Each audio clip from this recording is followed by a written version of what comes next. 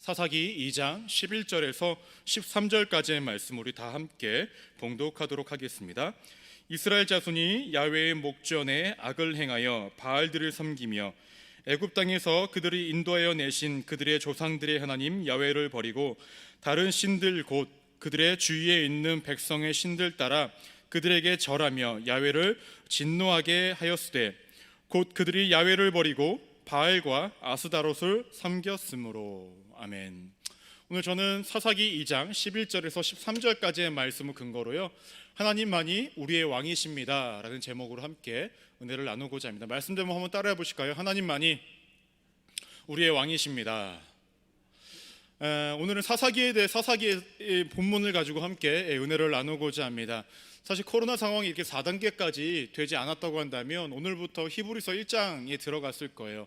저희가 책자를 준비했고 지난번과는 좀 다르게 필사할 수 있는 곳과 더불어 스스로에게 질문을 하고 모임을 할 수 있게 질문까지 다 넣어놨거든요, 장별로. 근데 그 책을 이 시간 함께 나눠드릴 수 없고 나눌 수 없어서 아쉽긴 하지만 나중에 우리가 대면 예배가 됐을 때 그때 함께 우리가 히브리서의 말씀을 가지고 함께 은혜를 나누기를 소망합니다. 제가 왜 사사기의 말씀을 정하게 되었냐? 우리 청년들 대부분이 생명의 삶 가지고 큐티를 하는 걸로 알고 있습니다. 그 생명의 삶이 사사기 본문을 가지고 이번 달에 진행이 되기 때문에 저도 사사기 본문을 가지고 여러분들에게 성경적 지식을 조금 더 드리기를 소망하고, 사사기서에서 하나님 말씀하시고자 했던 것이 무엇이고 그들에게 나타난 하나님의 모습은 어떤 것인지에 대해서 함께 나누고자 해서 사사기 본문을 정하게 되었습니다.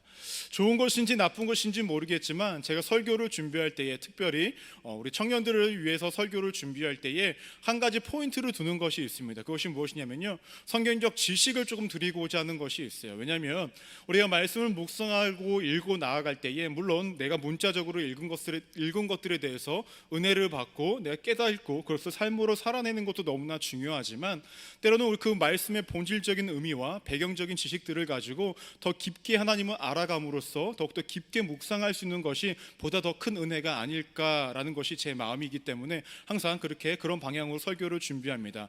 때문에 오늘 말씀 사사기 본문 가지고 설교를 할 텐데요, 오늘 대부분의 그 내용들은 어떤 것이냐, 사사기에 등장하는 하나님의 그 메시지들, 그 다음에 사사기에 등장하는 사사기만의 특징들을 제가 포인트를 뽑아서 여러분들과 함께 나누고자 합니다. 그렇게 하기 위해서 당시의 사사기의 그 상황을 조금 보고자 합니다. 사사기가 우리가 쓰여져 있는 그 본문이 등장하기 전에 그 전에 어떠한 말씀이 등장을 하고 있나요? 사사기 전에 등장한 성경의 본문이 어디죠? 퀴즈를 한번 내볼까요? 댓글로. 사사기 전에 성경에 뭐가 등장하고 있죠? 사사기 전에 성경을 봐. 날 보지 말고. 여호수아? 예, 정답입니다. 사실은 제가 그래서 3, 4기 하려다가 이 얘기하면은 이 반응도 나올 줄 알았어요. 욕먹을 각오하고 짜온 거야. 근데 차마 못하겠더라고. 아무튼 여러분 잘 아시다시피 여호수아서가 민망하네요. 여호수아서가 있습니다. 그럼 여호수아서의 주된 내용은 무엇일까요? 여호수아서, 유진자매, 여호수아서의 주된 내용, 말한 게 그 정답이 맞아요. 이스라엘 사람들이 가나안 땅을 정복하고 그 땅을 분배하는 내용들이 주를 이루고 있습니다. 그렇다고 한다면 사사기에는 이미 이스라엘 사람들이 가나안 땅을 다 정복한 상황일까요? 아니라는 거예요. 근데 정복한 상황도 아닌데 이미 이스라엘 백성들은 땅을 분배했어요. 왜 분배를 했을까요? 그들은 믿음으로 땅을 분배했다는 것입니다. 근데 재미있는 것은요, 여호수아서 1장 1절과 사사기 1장 1절에 어떤 공통점이 하나 있어요. 여호수아서 1장 1절을 보시면 이렇게 언급이 되어집니다. 야훼의 종 모세가 죽은 후에라는 본문이 등장을 합니다. 연이어서 사사기 시작인 사사기 1장 1절을 보시면 이렇게 언급이 되어집니다. 여호수아가 죽은 후에라고 등장을 해요. 그러니까 여호수아서에서는 모세가 죽은 후에, 사사기서는 여호수아가 죽은 후에라고 시작을 합니다. 여호수아의 시작이 모세가 죽은 후에 등장을 하면은 당시에 이스라엘 백성들의 마음을 우리가 갖고 한번 감정을 이입을 한번 시켜보자라는 거예요. 어떠한 생각이 들었을까요? 40년 동안 광야에서 자신들을 이끌어줬던 모세, 자신들의 먹을 것과 입을 것과 모든 것들의 안전을 책임져 줄 것 같았던 그 모세가 죽게 되었다라는 거예요. 그럼 백성들의 마음 가운데 어떠한 마음이 들었을까요? 굉장히 불안한 마음이 들었을 것입니다. 오만 가지 생각들이 다 들었을 거예요. 왜냐? 이제 우리를 누가 책임져 줄까? 누가 우리를 인도해 줄까? 근데 그때에 누가? 하나님이 여호수아를 세움으로 통하여서 이스라엘 백성들을 인도해 나가시죠. 근데 사사기서 1장 1절을 보시니까 어떻게 하죠? 여호수아가 죽은 후에라고 등장을 합니다. 이스라엘 백성들은 다시 한번 불안한 상황이 야기되어진 것입니다. 여호수아가 죽은 다음에 어떻게 할까? 우리는 여전히 아직 가나안 땅을 다 정복한 상황도 아니고 여호수아를 통하여서 우리가 전쟁에 나가고 여호수아를 통하여서 우리가 앞으로 땅도 정복해 나가야 되는데 그가 죽었는데 우리 앞으로 어떡하지? 라는 생각이 분명히 들었을 거예요. 이스라엘 백성들 이때 역시도 머리 가운데 멘붕이 있는 상황이었을 것입니다. 그런데 우리가 잘 생각 한번 해봅시다. 우리는 결과론적으로는 모든 것들을 알고 있어요. 왜냐? 우리 성경이 다 쓰여진 것을 보고 있기 때문에. 모세가 죽었다고 해서, 여호수아가 죽었다고 해서 이스라엘 백성들을 이끌었던 지도자들이 없었습니까? 아니죠. 그 이후에 보면은 사울 왕이 등장도 했고 다윗 왕도 등장을 했고 솔로몬 왕도 등장을 했어요. 그렇게 하면서 이스라엘 역사는 지속적으로 이루어지고 있었다는 거죠. 그들이 불안하고 멘붕이 오고 힘들고 어렵게 여기는 그 상황 가운데서도 새로운 리더자들이 계속 생겨났다는 거예요. 그래서 우리가 알아야 할 포인트가 있죠. 무엇이냐? 우리의 인생의 모든 리더자는 한 사람에 의해서 결정되는 것들이 분명히 아니라는 거예요. 우리의 인생의 진정한 리더자는 누구시냐? 우리 하나님이라는 것을 우리가 기억해야 됩니다. 우리가 리더자라고 생각했던 그 모든 사람들은 그때마다 변경되고 변화되어지는 것을 우리가 알 수 있습니다. 모세였다가 여호수아였고, 여호수아였다가 사사들이었고, 사사들이었다가 다윗이었고, 다윗이었다가 사울이었고, 그다음 다윗이었다가 솔로몬까지 계속적으로 변하고 있지만 그 가운데 변하지 않는 분, 유일한 한 분 누구십니까? 하나님만이 우리의 진정한 리더자인 것을 우리가 잊지 말아야 한다는 것입니다. 그래서 우리가 기억해야 할 첫 번째가 등장합니다. 우리 인생의 진정한 사사, 진정한 리더자, 진정한 왕은 우리 야훼 하나님이시라는 거예요. 따라해 볼까요? 우리 인생의 진정한 사사는 야훼 하나님이십니다. 우리 인간이란 존재는 누군가의 영향을 받습니다. 원하든 원하지 않든, 의도하든 의도하지 않든 말입니다. 때문에 당시 이스라엘 사람들도 모세의 영향을 받았을 것이고 여호수아의 영향을 받았을 거예요. 때문에 그들을 통해서 하나님을 어떻게 믿어야 하는지, 하나님과의 관계를 어떻게 만들어가야 하는지, 위기의 상황 가운데 자신들이 무엇을 해야 하는지에 대해서 많은 영향력을 받았다라는 거죠. 더욱이 모세와 여호수아를 통해서 당시의 사람들은 만나와 메추라기, 기타 등등 전쟁에서 이길 수 있는 방법까지도 모든 것들을 영향을 받을 만큼 그들의 영향은 굉장히 컸죠. 근데 우리가 한번 생각을 해봅시다. 모세가 없다고 이스라엘 백성들이 애굽 땅에서 나오지 못했을까요? 여호수아가 없었다고 해서 이스라엘 사람들이 가나안 땅을 정복하지 못했을까요? 물론 모세가 모세 나름대로 준비된 모습들이 있었고 여호수아는 여호수아 나름대로의 준비된 모습들이 분명히 있었을 것입니다. 하지만 모세가 아니어도, 여호수아가 아니어도 분명히 하나님은 다른 사람들을 통하여서 이스라엘 사람들을 애굽에서 건져내셨을 것이고 광야를 통과하게 하셨을 것이고 가나안 땅을 정복시켰을 거예요. 한마디로 얘기하면 이들이 없다고 한들 이스라엘 백성들의 그 역사는 어떻게 하죠? 변화된 것이 없다는 것이죠. 왜냐? 하나님이 이스라엘 백성들이 인도하는 진정한 사사이시고 왕이시고 리더자이기 때문에 그러한 것입니다.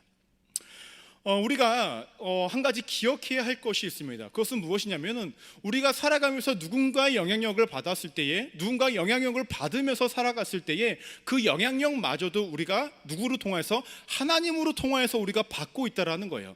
인간의 모든 사람들은 하나님의 도구로 쓰임 받고 있기 때문에 그들은 우리의 영원한 리더자로서 쓸 수가 없다는 것입니다. 저희 역시도 마찬가지고 우리 담임 목사님도 마찬가지고 우리 대통령도 마찬가지고 다 마찬가지입니다. 모든 사람들은 다 변하게 돼 있어요. 리더자의 위치는 다 변하게 돼 있단 말이에요. 그러나 중요한 건 무엇이냐? 하나님만큼은 변하지 않는 것이 말씀 속에서 지금의 우리의 삶 가운데서 여실히 드러나고 있다는 것입니다. 중요한 것은 그것입니다. 우리가 잊지 말아야 할 것은 그것입니다. 무엇이냐? 내가 인생을 살아가야 할 때 내가 내 눈앞에 보이는 리더자를 의지할 것인가? 아니죠. 그 리더자를 통하여서 사용하시는 그 하나님의 목적은 우리가 분명히 알고 살아가야 하겠지만은 우리가 진짜로 의지하고 진짜로 믿으며 살아가야 할 우리의 인생의 리더자, 인생의 왕, 진정한 사사는 누구시냐? 하나님이시라는 것을 잊지 말아야 합니다. 세상은 분명히 변할 것입니다. 우리의 인생도 분명히 변할 것입니다. 여러분들 학교 다닐 때 여러분들의 삶의 리더자는 누구였습니까? 선생님이었죠. 교회에서는 초등부 때는 초등부 전도사님, 중등부 때는 중등부 전도사님, 목사님. 지금은 제가 여러분들의 영적인 리더자로서 세움을 받았죠. 하지만 저도 언젠가는 바뀔 것이고, 이 교회 담임 목사님도 10년, 20년, 30년 지나고 40년, 50년이 지났을 때도 그때도 계시진 않을 거예요. 언젠가는 다 변하게 되어 있습니다. 근데 그때 유일하게 변하지 않는 분 누구십니까? 하나님 한 분밖에 없다는 거죠. 여러분의 인생의 길잡이에 있어서, 여러분의 인생의 길목에 있어서 누구를 의지해야 될까요? 누구를 바라봐야 할까요? 전적으로 하나님이시라는 거죠. 그렇다고 한다면 여러분들은 정말 하나님을 나의 사사로, 나의 리더자로, 나의 왕으로 여기고 있는가라는 것입니다. 참으로 우리는 그렇지 못할 때가 너무나 많이 있습니다. 때로는 내가 앞에 있는 내 리더자를 의지할 때가 있고, 내 앞에 주어진 상황과 환경을 의지할 때도 있고, 때로는 내가 의지하고 싶은 어떤 사람을 기대고 살아갈 때가 너무 많이 있다는 거죠. 근데 그 모든 것들은 영원할 수 없다는 것을 우리가 기억해야 됩니다. 왜냐? 하나님만이 우리의 리더자, 사사, 왕이시기 때문에 그러합니다. 이스라엘 백성들의 중요한 것은 무엇이냐? 이것을 알지 못했어요. 자신들의 인생 가운데의 유일한 왕, 유일한 사사, 유일한 리더자가 하나님이심을 알지 못하는 인생으로 살아가 그들은 어떠한 삶을 살았냐? 하나님이 여호수아가 죽음으로 통하여서 자신들의 인생 가운데 리더자가 없다고 생각을 했어요. 자신들의 왕이 없다고 생각을 했어요. 이때 우리가 알아야 하고 기억해야 할 두 번째가 있는데, 그것은 무엇이냐면요, 신앙이라는 것은 들음에서 체험까지 이어져야 한다라는 거예요. 왜 제가 이런 말씀을 드리냐면, 지금 가나안 땅에서 사사시대를 살아가고 있는 그 백성들은 하나님을 어떻게 알고 있었을까라는 거죠. 사사기 2장 10절 말씀 보시면요, 이렇게 언급이 되어집니다. 그 세대의 사람도 다 그 조상에게로 돌아갔고, 그 후에 일어난 다른 세대는 야훼를 알지 못하며 야훼께서 이스라엘을 위하여 행하신 일도 알지 못하였더라라고 얘기합니다. 지금 있는 가나안 땅에서 지금 살아가고 있는 이스라엘 백성들의 대부분 사람들은 하나님을 직접적으로 경험한 세대들이 아니라는 거예요. 여호수아와 함께 했던 사람들도 간접적으로 경험했던 사람들에 불과했다라는 겁니다. 이것이 무슨 말이냐면, 광야 땅 가운데서 홍해를 갈랐던 하나님, 만나와 메추라기를 주셨던 하나님, 반석을 쳐서 물을 나오게 하셨던 하나님, 불변 사건을 직접 경험했던 그 사람들은 존재하지 않는다라는 거예요. 그 모든 사건들을 귀로만 듣고 구두로만 들었던 사람들이 어디에? 지금 가나안 땅에서 사사시대를 살아가고 있다는 거예요. 한마디로 이들은 직접적으로 하나님을 경험했던 세대가 아니라 그냥 듣고만 지식으로만 알고 있던 세대였다는 거예요. 근데 여러분들도 잘 알고 있을 거예요. 직접 하나님을 경험했던 이스라엘 백성들도 광야 땅 가운데서 어떻게 하죠? 자신들 마음대로 당당하게 하나님 앞에서 죄를 짓고 살아가는 인생들이었다는 거죠. 하나님을 경험하지 못했던 지금 이스라엘 백성들의 삶은 어땠을까요? 세상 말로 더 개판으로 살고 있었다는 것입니다. 그것을 명확하게 알려주는 사사기의 구절이 있습니다. 사사기 17장 6절과 21장 25절을 보시면요, 동일한 구절이 등장을 합니다. 그 땅에는 이스라엘의 왕이 없었으므로 사람마다 자기 소견에 옳은 대로 행하였더라라고 얘기합니다. 왕이 없기 때문에 자신들이 옳은 대로, 자신들의 마음대로 살아갔다는 거예요. 당시 사사기 시대 때 살아갔던 이스라엘 백성들의 신앙관이 이랬던 것입니다. 왜냐? 그들은 하나님을 직접적으로 경험하지 못했던 세대였기 때문에 그러한 것입니다. 여러분, 한번 기억을 한번 해봅시다. 이스라엘 백성들은 원래 왕이 있던 나라였습니까? 아니에요. 왕정 통치가 아니라 이스라엘 백성들은 신정 통치를 당하는 세대였다는 거죠. 한마디로 하나님이 그들의 진정한 왕이 되심으로 그들을 인도하시는 민족 백성들이었다는 거예요. 근데 그들이 생각할 때는 하나님을 왕으로 여기지 않기 때문에 뭐라고 얘기합니까? 왕이 없었으므로 자신들의 소견대로 마음대로 살아갔다라고 이야기하고 있는 것입니다. 한마디로 그들은 진정한 왕이 누군지도 모르고 살아가다 보니까 자기 마음대로 살아가는 인생도로 살았고, 자신들이 믿고 싶은 그 신들을 믿으면서, 이방 민족들의 신을 믿으면서 살아갔던 것이 이스라엘 백성들이었다라는 거예요. 근데 우리 역으로 한번 생각을 해볼게요. 이스라엘 사람들의 마음이 이해가 안 됩니까? 저는 이해가 돼요. 왜냐? 이스라엘 백성들은요, 지금 이제 사사 시대에 살아가는 이제 가나안 땅에 살아가는 이스라엘 백성들은 하나님이 어떠한 역사하심을 주셨는지를 직접 경험하지 못하다 보니까 어떻게 합니까? 하나님이 나에게 무엇을 주실지에 대해서 궁금하고 알지 못하는 세대예요. 더군다나 그러한 사례들이 어디에 살아가고 있죠? 지금 가나안 땅에 살아가고 있는데, 가나안 땅에 가니까 여러 가지 새로운 것들을 접하게 되는 거예요. 광야 땅 가운데서는 힘들고 어렵게 살아갔던 인생들이었는데, 가나안 땅에 들어가니까 좋은 것들이 너무나 많은 거죠. 그래서 그들이 어떠한 결정을 하게 되냐? 사사기 2장 13절 말씀을 보시면 이렇게 언급이 되어집니다. 곧 그들이 야훼를 버리고 바알과 아스다롯을 섬김으로라고 언급이 되어져. 지금까지 자신들의 광야 땅 가운데서 믿었던 하나님은 하늘에서 만나와 메추라기를 주시는 분인데, 가나안 땅에 들어가니까 더 이상 만나와 메추라기는 없어요. 근데 그들이 가나안 땅에 들어가다 보니까 가나안 백성들이 무엇을 섬기냐? 바알과 아스다롯을 섬기는 거예요. 근데 그 사람들한테 물어보니까 어떠한 신이냐고 이야기하냐면, 하늘에서 비를 내려주고 농작물들을 아주 번성하게 잘 되게 해주는 그런 신이라는 거예요. 그럼 여러분들은 어떠한 것을 선택하겠습니까? 내가 새로운 곳에 가는데 그곳에 좋은 것들이 있는 거예요. 제법 믿을 만한 것들이 있다라는 거죠. 때문에 이스라엘 사람들이 무엇을 선택합니까? 하나님을 저버리고 바알과 아스다롯을 선택하게 된다는 거예요.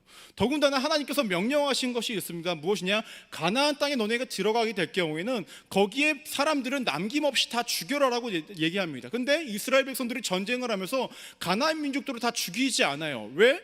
가나안 백성들과 전쟁에서 이겼을 때 그들을 종으로 삼으면은 우리가 좀 더 편하게 살 수 있다라고 생각을 하는 거예요. 인간적으로 참 이해가 되는 부분들 아닙니까? 더 나아가는 그들의 문화도 받아들여요. 왜냐? 이스라엘 백성들이 지금까지 겪어온 문화는 청동기 문화였어요. 근데 가나안 백성들이 살아갈 때 그 문화는 무엇이냐? 철기 문화였어요. 한마디로 광야 땅 가운데서 가나안 땅으로 들어간 이스라엘 백성들에게는 가나안 땅은 모든 것들이 다 신세계였다는 거예요. 지금 여러분이 쓰는 그 스마트폰은 너무나 당연하죠. 근데 저는 고등학교 때 스마트폰이 아니었어. 이거 딱 내려서 이렇게 쓰는 핸드폰이었단 말이에요. 그 당시에 앞으로 핸드폰으로 영상을 볼 수 있을 때 욕 뒤질나게 먹는 시대였어요. 말도 안 되는 소리 하고 있냐고. 그러니까 그런 거예요. 제가 옛날에 2G도 아닌 그 예전에 그 핸드폰 아니고 다솜 현재는 알죠? 그 기지국 근처에 가서 전화를 해야만 하는 핸드폰, 시티폰이라는 게 있었어요. 기지국 근처에 가야 전화가 되는 게 있었어요. 여러분 잘 모르시죠? 옛날 사람이라서 그런데 그런 걸로 사용했던 시대에 지금 그러면 가나안 백성은 스마트폰을 쓰고 있는 거야. 얼마나 신세계입니까? 그거 받아들일 수밖에 없던 거였죠. 그러니까 이해가 되는 부분이라는 거예요. 뭐 왜 이스라엘 백성들이 이렇게 당시의 신문물과 새로운 종교들을, 새로운 신들을 받아들이고만 했을까? 아까도 말씀드렸듯이 첫 번째로 무엇이냐면요, 그들은 하나님을 경험하지 못했기 때문에 그러한 결과를, 그러한 선택을 하게 되었던 것입니다. 하나님을 아는 것과 하나님을 경험한 것은 정말로 천지차이입니다. 여러분들이 만약에 성경에 대해서, 하나님에 대해서 어떤 것을 알고 있다고 한다면 그것은 지식에 불과합니다. 또한 그 지식에 대한 믿음이 커지면 신념이 분명히 되겠죠. 하지만 신념이 있다고 해서 하나님을 믿는 것인가? 그렇지만은 않는다라는 거예요. 우리는 그렇기 때문에 지식으로, 때로는 들음으로 끝나는 신앙으로 끝나면 되는 것이 아니라 들음을 통하여서 어떻게 하죠? 경험으로까지 나아가는 것이 우리의 신앙생활의 필수적인 요소라는 것입니다. 선조들에게 하셨던 그 일들을 이스라엘 백성들은 경험했어야만 합니다. 아니, 가나안 땅에서 경험하면서 나아갔어야 해요. 하지만 그들은 그 모든 것들을 포기했다라는 거죠. 광야 땅 가운데서 아무도 일어나지 않을 것 같았던 물을 주시는 하나님, 만나와 메추라기를 주시는 말도 안 되는 하나님을 이스라엘 백성들은 가나안 땅에서 경험했었어야 하는데 그들은 스스로 그 경험의 기회를 저버리게 되죠. 왜냐? 나는 경험하지 못하기 때문에 하나님의 능력을 바닥까지 내려버리죠. 그리고 그들이 선택한 것은 바알과 아스다롯이라는 그 이방 신이었다는 것입니다. 더 나아가서 이들이 바알과 아스다롯을 선택하게 된 이유가 무엇입니까? 자신의 소견에 옳은 대로 살았기 때문에 그렇다라는 거예요. 아까도 말씀드렸듯이 그들은 진정한 왕이 누군지도 알지 못한 채 자신들이 믿고 싶은 거, 자신들이 하고 싶은 거, 자신들이 하는 것이, 자신들이 믿고 있는 것이 옳다고 여긴 세대였기 때문에 그렇게 살아갔다는 것입니다. 그렇다고 한다면 백성들이 보기에 좋은 것, 옳은 것들은 무엇이었을까요? 잘 아시다시피 아까 바알과 아스다롯은 하늘에서 비를 내려주고 농작물을 잘 자라게 해주는 거예요. 무엇입니까? 인생의 번영이었다라는 거죠. 또 이 가나안 백성들을 죽이지 않은 이유가 무엇입니까? 자신들의 잡일들을 해줄 사람이 필요했다는 것서 편함을 추구했다는 것입니다. 그들의 청동기 문화와 기타 등등 여러 가지 문화를 받아들인 것은 무엇입니까? 그들의 발전된 문화를 통하여서 그들의 인생의 발전만을 위해서 그 모든 것들을 선택하는 것입니다. 한마디로 자신들의 편의를 위한 것이었고, 자신들의 번영을 위한 것이었고, 자신들의 인생의 발전을 위해서 어떻게 하죠? 이 모든 것들, 이방신들을 선택했다는 거죠. 이러한 모습은 누구와 다르지 않습니까? 우리의 삶의 모습과 다르지 않다는 것이죠. 우리도 내 자신이 잘 되기 위해서, 내 삶의 번영을 위해서, 내 삶의 만족을 위해서 많은 것들을 선택하며 살아가는 인생으로 살아가고 있습니다. 때로는 그것이 하나님이 원하시는 것이 아님에도 불구하고 선택하며 살아가죠. 나중에 느낍니다. 이것이 하나님이 원하시지 않는 거구나 느꼈을 때 다시금 돌아와요. 그때 돼서야 하나님을 다시금 선택합니다. 근데 여러분 기억하십시오. 하나님은 하나의 선택지가 아닙니다. 오지선다형 중에 하나를 선택할 때 그 하나님이 그 하나이신 분이 아니라는 거예요. 여러분들이 하고 싶은 걸 다 하고 와서 결국엔 하나님이었구나 그렇게 선택하시는 분, 그런 취급을 받으실 분이 하나님이 아니시라는 거예요. 근데 우리는 너무나 하나의 옵션으로서, 하나의 선택지로서 하나님을 여길 때가 너무나 많이 있습니다. 왜요? 내가 잘 되기 위해서, 나의 번영을 위해서, 나의 발전을 위해서, 나의 만족을 위해서 그렇게 하나님을 하나의 선택지로 여기고 마는 것입니다. 우리가 잊지 말아야 할 것이 있습니다. 신앙생활은요, 믿음이라는 것은요, 우리 개인의 소견이 필요한 것이 아닙니다. 당시에 그 이스라엘 백성들이 각기 자신이 보기에 좋은 대로 자신의 소견대로 살았다고 이야기했는데, 신앙인의 모습이라는 것은 하나님을 믿는 자는 하나님을 바라볼 때에 자신의 소견이 필요하지 않아요. 하나님의 소견만이 필요하다라는 거예요. 그래서 잊지 말아야 된다는 것입니다.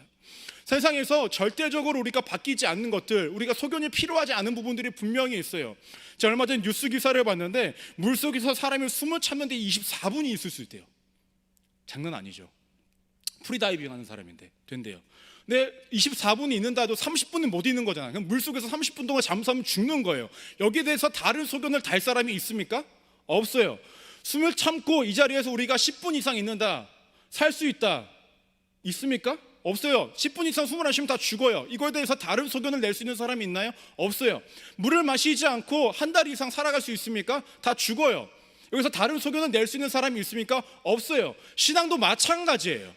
하나님 외에 다른 것을 믿으면서, 다른 것을 의지하면서, 다른 것은 나의 사사로 여기면서, 왕으로 리더자로 여기면서 내가 하나님의 자녀로서 삶을 살아간다, 하나님의 자녀로서의 삶을 내가 만족하면서 의지하면서 살아간다, 그건 말도 안 되는 거라는 거예요. 그런 여러분들의 작은 소견, 아무런 의미 없고 말도 안 되는 것이라는 겁니다. 믿음이라는 것은, 신앙이라는 것은 그런 거예요. 여러분들의 소견이 필요하지 않아요. 때문에 여러분들이 어떠한 것들의 타협의 여지도 필요가 없는 것입니다. 코로나 시대 때 많은 사람들이 타협을 합니다. 그래도 코로나 시대에 내가 이 정도 하면 됐지. 근데 그것은 여러분들의 소견이라는 거예요. 하나님이 우리에게 말씀하셨을 때는 신앙의 문제, 우리의 믿음의 문제는 조금의 타협도, 조금의 여러분들의 소견도 필요치 않다는 걸 기억하시길 바랍니다. 이스라엘 백성들은 자신들의 소견대로, 자신들의 옳은 대로 살아가다 보니까 어떠한 결과를 초래하게 된다면, 사사기 2장 14절에서 15절 말씀에서 이렇게 언급하고 있습니다.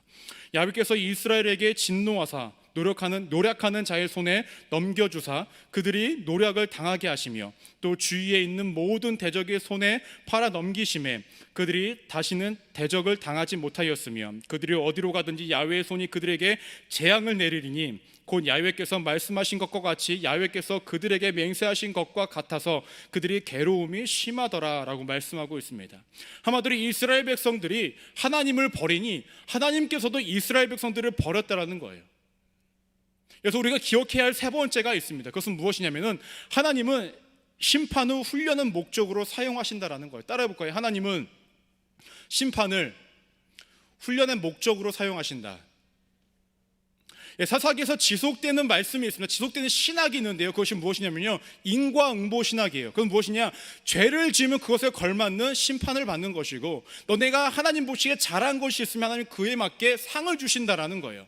그래서 이스라엘 백성들의 이 사사기에서 사이클이 있어요. 어떤 사이클이냐면은, 죄를 지어요. 하나님께서 이방 민족들을 들어 쓰십니다. 그리고 이스라엘을 칩니다. 심판이 있죠. 이스라엘 백성들을 죽겠다라고 하나님 앞에 나와서 부르짖으면서 회개를 해요. 그때 하나님께서 사사를 들어 쓰셔서 이스라엘 백성들을 구원하세요. 근데 이스라엘 백성들은 또 살만하니까 다시금 또 죄를 져요. 이 사이클이 7번이나 등장을 합니다. 누구의 모습과 다르지 않습니까? 우리의 모습과 다르지 않죠. 하나님, 나 잘못했어요, 용서해 주세요. 또 죄를 져요. 살만하니까 또 죄를 져요. 또 하나님께서 내게 약간 훈련을 주시면 어떻게 합니까? 또 회개해요. 또 괜찮아지면 또 죄를 져요. 우리의 모습과 크게 다르지 않죠. 잘 한번 생각해 보십시오. 하나님께서 정말 이스라엘 백성들을 심판하기 위하셨을까? 정말 그들을 죽이기 위하셨을까? 아니라는 거죠. 정말로 죽이길 원하셨고 그들을 더 이상 보지 않기 위한 이러한 심판이 있었다고 한다면 이 심판이 7번이나 지속됐겠습니까? 한 번에 모든 것들이 끝났겠죠.